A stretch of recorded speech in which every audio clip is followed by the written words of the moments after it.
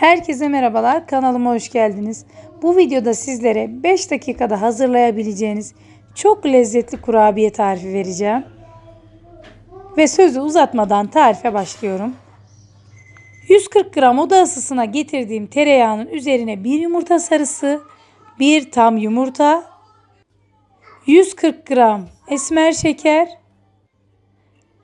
50 gram da toz şeker ekledim ve mutfak robotunun hamur yoğurma uçlarıyla karıştırıyorum.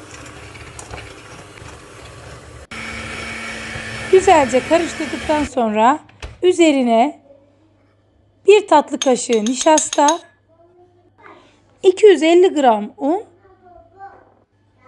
1 çay kaşığı karbonat ve 1 paket de vanilya ekliyorum.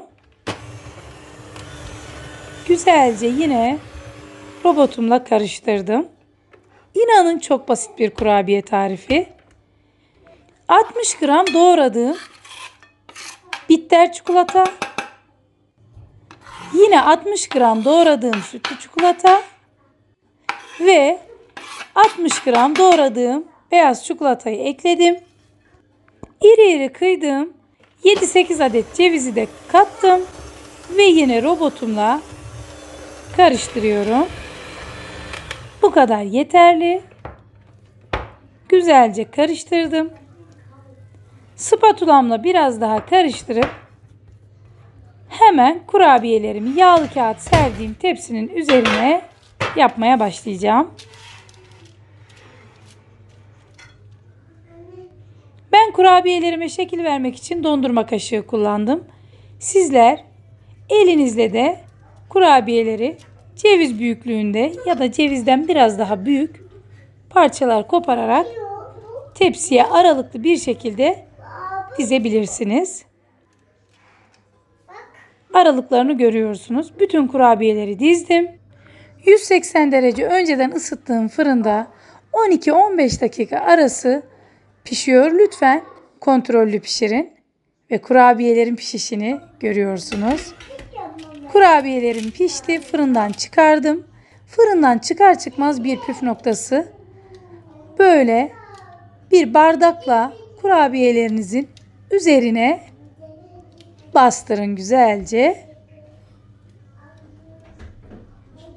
Bu şekilde içinin kıvamı daha da güzel olacak. Ben bu kurabiyelere baklava gibi diyorum. Gerçekten çok lezzetli ve harika bir kurabiye tarifi. Chocolate chip. Gerçekten çikolata rüyası gibi. Kurabiyelerim soğuduktan sonra servis tabağına alıyorum. Ufak bir hatırlatma. Yeni videolardan haberdar olmak için lütfen kanalıma abone olmayı unutmayın. Ve kurabiyelerimi servis tabağına güzelce koydum. Şimdi sizlere daha yakından göstereceğim. Mutlaka deneyin ve lezzetine bakın.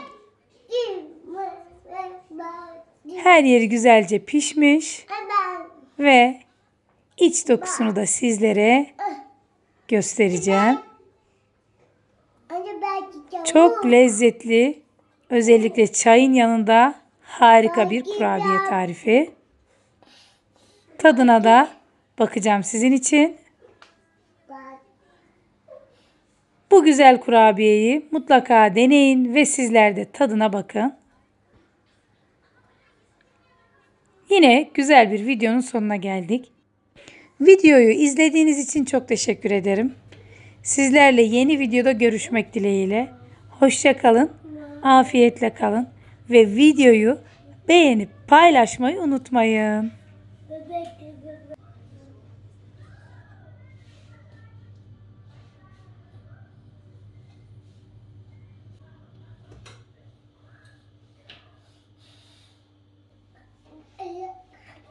Hayır,